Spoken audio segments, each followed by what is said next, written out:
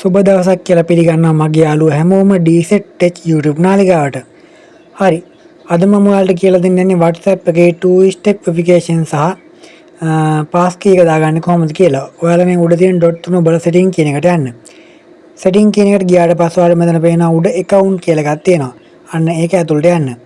ඒක ඇතුළට ගියාට පස්සේ ඔයාලට මෙතන පල්ලෙහා පේනවා two step verification කියලා. අන්න ඒක ඇතුළට යන්න. ඒක ඇතුළට ගියාට පස්සේ මෙතන ඔයාලට පින් එකක් එන්ටර් කරන්න කියලා තියෙනවා. මෙතෙන් දැන් මම ඔන් කරලා තියෙන්නේ. මම මේ change pin කියන එකට ගිහිල්ලා පෙන්නන්නම්.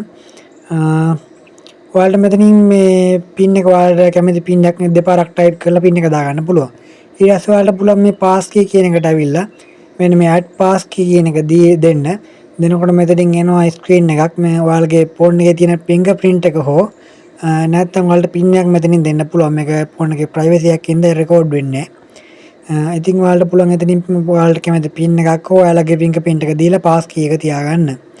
මේකෙන් ඔයාලගේ account එක තව කෙනෙක්ට ගන්න බැරි වෙන්න ගොඩක්ම ආරක්ෂිත කරගන්න පුළුවන්. ඔයාලට තියෙන ප්‍රශ්න ගැටලු අනිවාර්යෙන් පාලින් කමෙන්ට් එකක් දාගෙන යන්න. ඒ වගේම තවත් මේ වගේ ලස්සන වීඩියෝ එකකින් හමු වෙන බලාපොරොත්තු වෙන මම සමු ගන්නවා ඔයාලට සුබ දවසක්.